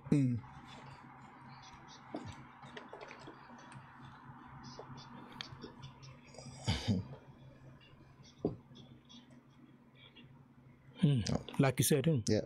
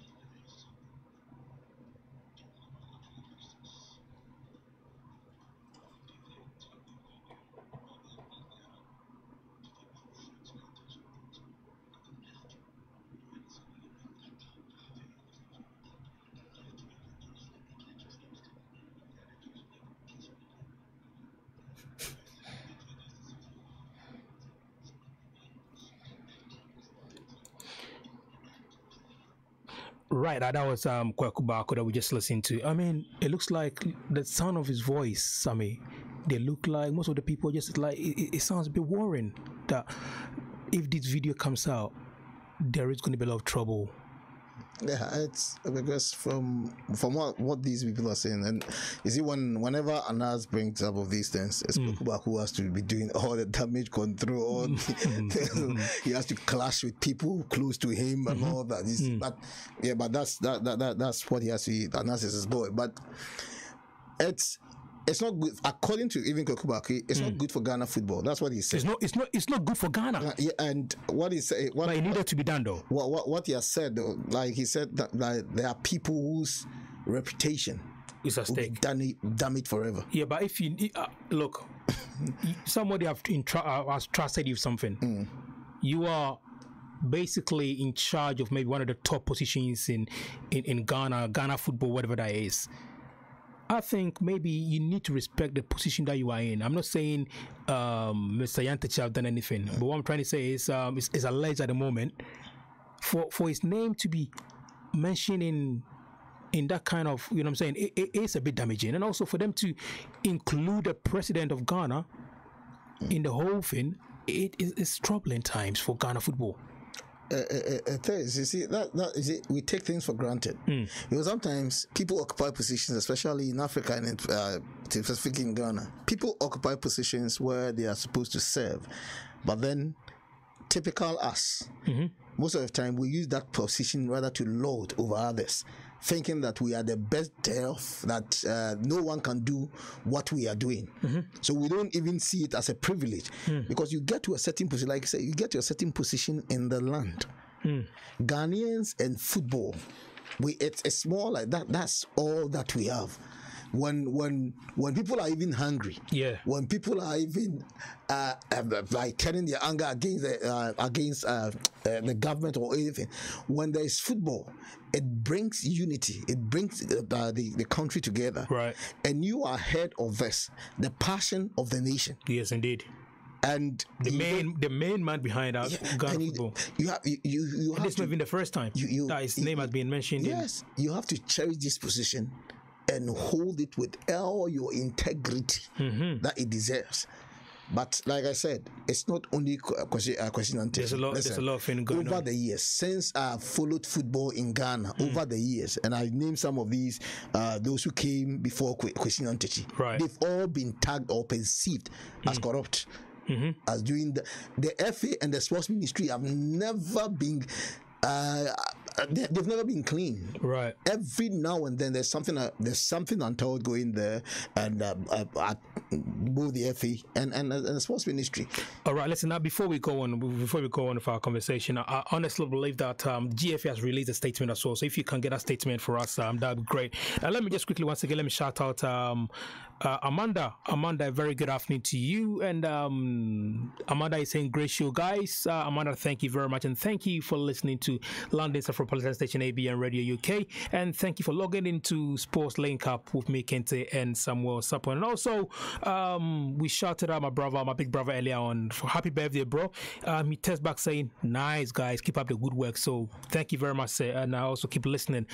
GFA has released a statement. What are they saying? But basically, what they are saying is this: yes, Constitution is under investigation. Yeah. But since he is under investigation, you're right, he still remains the president of the Ghana football. That's all that he's trying to say. So what do you think is going to happen after that if Kwesi is found guilty? If Kwesi is found guilty, I think there are laws of the games at the FA whereby if he's found guilty, he has to leave. Maybe like that would mean that he's broken a law in there. And I think there are processes that you have to go through to get someone elected or someone to act in his stead before the time that election will take place. Okay. I think that there are processes there, but I think initially they were going to trigger that process, but they realized that by law the guy has not been convicted yet. Yeah, until proving guilty. So now, since the investigation is going, he still remains the president. So that's all that they are saying. So, and everybody, they are saying that we should disregard anything that says otherwise, any news that says otherwise. You know how Ghana football works. You know how African football works.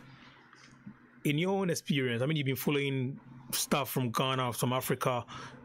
Do you think maybe there will be a situation whereby Mr. Yantechi would not face look, I don't even know how to put it, but do you think, you know my point, isn't it? You think maybe somewhere, I'm just trying to choose my words carefully here. Do you think it will not amount to nothing? Is it? I'm just being careful of what I say. Is it those who are saying, it will amount to nothing? And listen, we are a country. We are governed by rules and regulations. We have laws. Okay, right. Sometimes there are murderers who have got they've gone to court, and at the course of law, it's more of evidence. You have to have that hardcore evidence. It's not about speaking the truth. If you don't even have a good lawyer, and you have a good case, but you don't have a good lawyer who can articulate your case, you can still lose. So we have laws. So maybe someone, but if they go to court and he's able to articulate his case and he goes, they rule that he's free, he's free. Right. But sometimes before you take something to court because you didn't follow the due process, you didn't get yourself a good lawyer, you say things and you couldn't even prove. Then it didn't go your way, you turn back to come and say, it's going to go the same way. I don't think it's going to go the same way. Okay. There are certain things if you get those evidence and it's admissible in court, then it will go the way that you go. But so we can't say we practice democracy and we believe in the rule of law but then we don't want it to work. Sometimes we don't get what we really want. Listen, I totally agree with you. Like we've got a lot of text messages to run through. So when we do come back from the break, I will try and read out all the text messages that have been coming through. Keep the text messages coming. You are logged into London's Afropolitan station, ABN Radio UK. This is Sports Link Up for me, Kente, Kufuor. I'll be right back. It was a well-paying job, respectable, wearing a suit and tie every day. But I drank 24/7. Drank on the way to work, drank at work. I never could come to terms with admitting that I had an alcohol problem or a pill problem. I decided to get clean, and so I went to the Narconon program. Not only did I handle my drug addiction, I completely knew how to live life. Call Narconon today at 01435 512 460. 01435 512 460.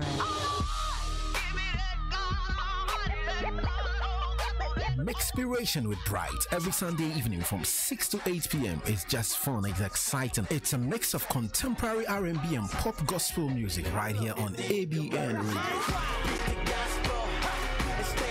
Enjoy great tunes every Sunday evening with Bright on Mixpiration. A blend of great inspiring songs just for your Sunday evening relaxation. Tune in from 6 to 8 p.m. This and every Sunday, they're on ABN Radio, London's Afropolitan radio station.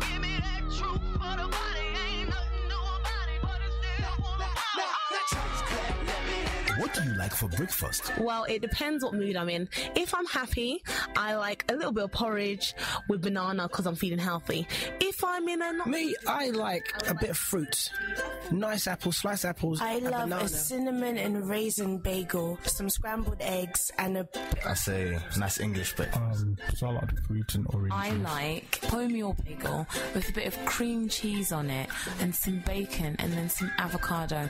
And on the side, I like to have fried egg with bacon, with baked beans, toast. I normally take my cocoa. Yeah, I'm a Ghanaian. I'm a typical Ghanaian, so I like my cocoa. I'm not too sure. I normally don't eat breakfast.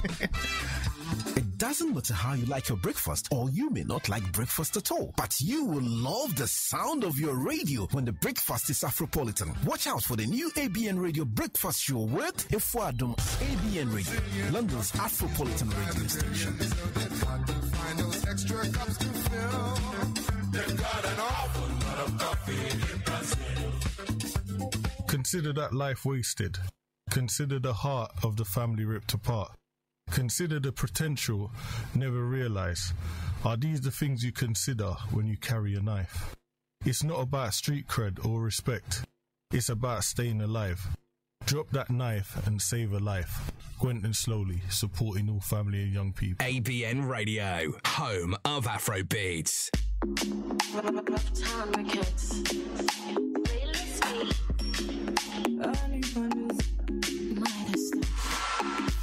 Got myself a sponsor. Anything me ask, get it bye-bye.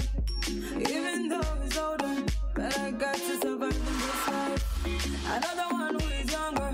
When I ask for something to cry. Messi Papa, I'm a nanny, I'm a baby. That's where I go, but she not coming quick. And now, baby, I'm in China, so need my summer. How can you stop? Pull it for me, slow down. This is the end, yeah. Pull it for me, slow down. Me got to see, yeah. Pull it for me, slow down. This is the end, yeah. Pull it for me, slow down. Me got to see, yeah. Mercy, mercy, mercy. These broke guys have lots of energy. It made me downtown hot, just like oven. But when the morning comes, we not have nothing. A boyfriend who can't buy you food when you're hungry. Is that one too? A boy so I can't get move fast to shop the lanes. I got myself a sponsor. Messi Papa, I'm a nanny, yeah, my baby. That's where I try, but she not coming quick. I don't remember me, Jamie, so they must have my organization. Pull it for me, slow down. This is the end, yeah. Pull it for me, slow down. Me got to see, yeah.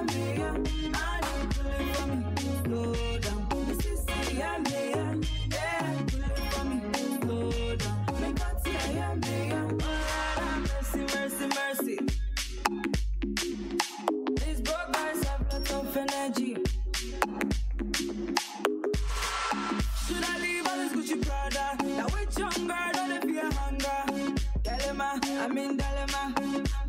Albany in Dalema. Dalewa, Dalewa, Pincha, me, when you're in five. Let's see what I am, oh my Libya. That's what I try, Russian, I come in Quan. I don't ever mean James, so name was a Morgan. Slow down, this is the Amaya. Pulling for me, slow down. You got the Amaya. I'm pulling for me, slow down. This is the Right, time check is 5:47, and thanks for logging into ABN Radio UK, London's Afropolitan station. This is Sports Link Up with me, Kente Kufuor, and I've still got with me my co-host Samuel Sarpong. And also we've got one of our guests, I'll probably say our producer also, Kwame Ochiri, joining us in the studio as well. Let's quickly continue with our conversation, Sammy. Let me actually, before we do that, let me just read out a couple of text messages that have been coming now. Let me start with the text messages. Ben from Tottenham saying, "Great show, guys." And basically what he wants to know: where do you think Liverpool need to strengthen next year? Goalkeeper. They need a goalkeeper. They need a goalkeeper. They need a goalkeeper. But having said that, I don't think Karius has done. Yeah, he struggled initially, but I think he's come good in the past. The 16 game that he had played until the finals. He's a young goalkeeper. Yeah. He's allowed to make mistakes. He will grow, but they need a goalkeeper. They need a goalkeeper. They have to move manually on and maybe get Alisson from Roma. Okay. Who is being linked to Liverpool, and I think they need a commanding goalkeeper, a goalkeeper who will give the defenders, they'll have peace knowing that confident about confident in him. Yeah, all right. You need a the Ederson type. Yeah, at City. Yeah, someone like that. Yeah. That brings me back to my next question. Someone wants to know, look, millions of people across, as I can say, millions of football fans around the globe will remember yesterday's final for 3 reasons. The injury to Mo Salah, that's one. Gareth Bale incredible overhead kick, and third one, Liverpool's keeper Lloris's curious mistake during the game. Look, it is a human on a human level.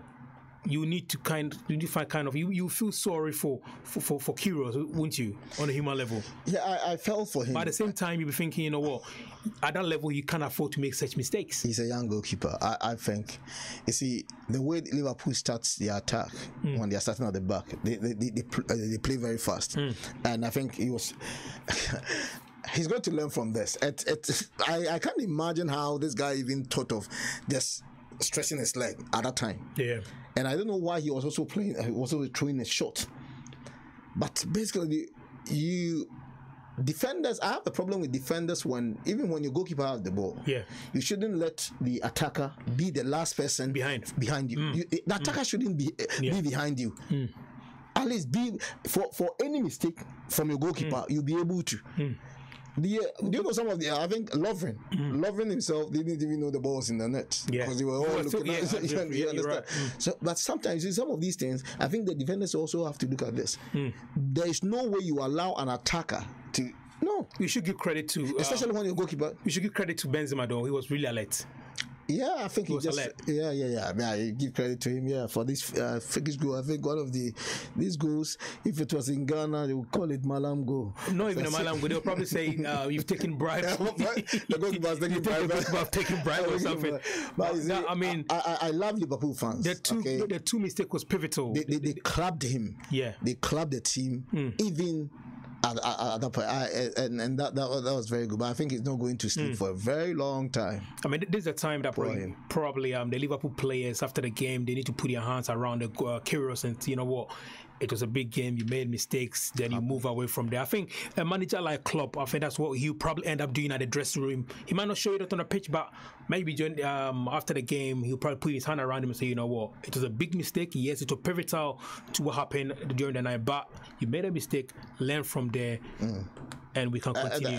Exactly that. But you see, but for him, it's going to affect him for a very long time. Oh, he's going to stay with him for a long time. But the thing is that because he's a young goalkeeper, he will learn from this. Other goalkeepers will also learn. And Klopp, and he needs a manager like Klopp and this. If this had happened at Manchester United, my brother, this man is not. You know the man I'm talking about. Mourinho is not going to talk. He not be on speaking terms with you for that'll be the end of you. Oh, of course. That'll be your out of the club. Managers like Klopp, Wenger, who I think they treat them as human beings first, more than as players or commodities. So it's not that you've made me lose my millions, or you've made me miss a trophy. At the end of the day, it hurts. But then, listen, life goes on. People have made worse mistakes. Yes, indeed. Even though that 2 mistakes was pivotal to what happened during the night. We've got another text message from Ya, all the way in South London. Ya is saying, guys, it's a great show. Samuel, great show. Kente. He says, what do you think Kwesi Nyantakyi need to be done to Kwesi Nyantakyi if he's found guilty? If he's found guilty, like law. Prison, whatever. For how long?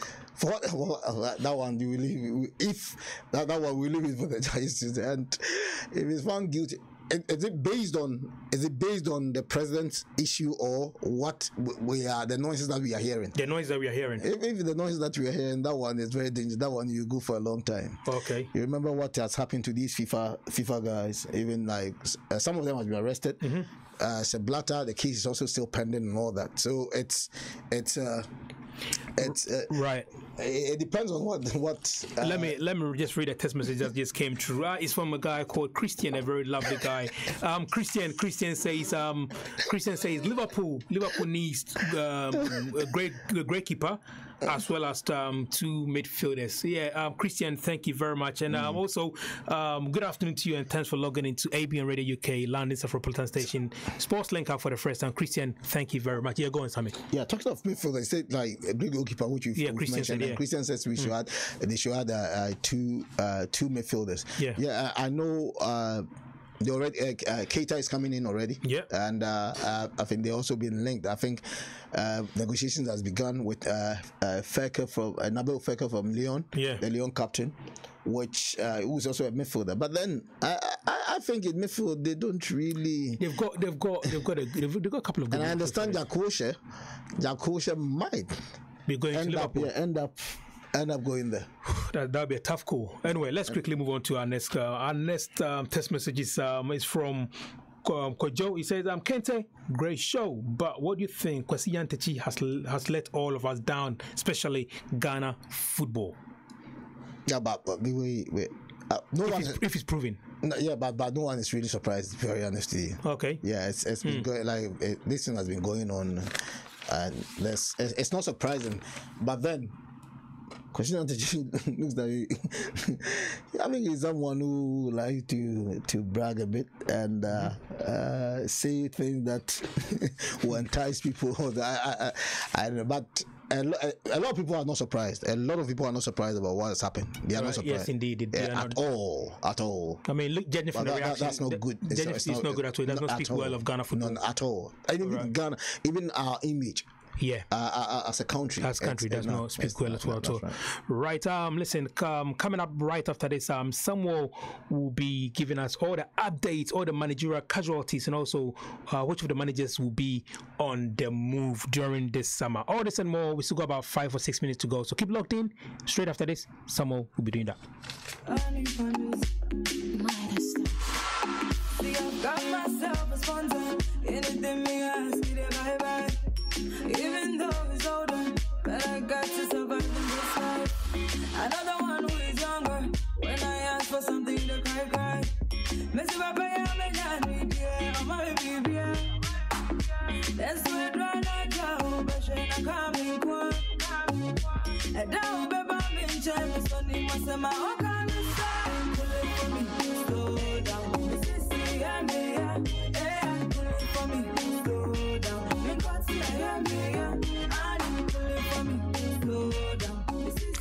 Right, listen, there is a lot going on behind the scenes at the studio.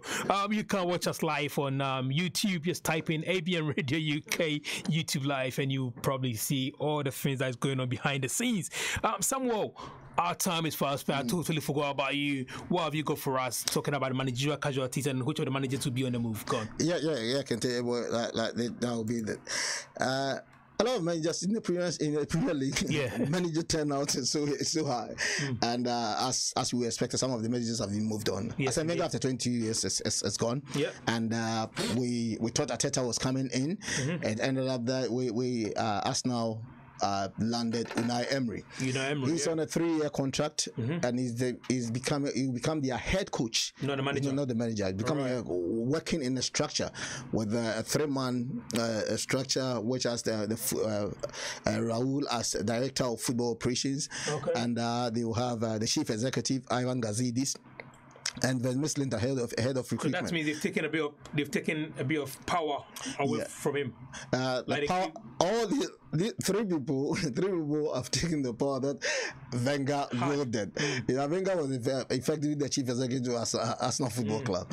So now, and he's on a 3-year contract on a 6 million basic a year, which interestingly is less than what Manuel Pellegrini, who has also come in as the new manager for West Ham. Yes, he's on 7 million. Wow, 7 million a year. So even West Ham are paying more for their manager compared to Arsenal. Wow. But the situation at Arsenal, there's a change. There's a change at Arsenal, and they want to focus on doing things the right way.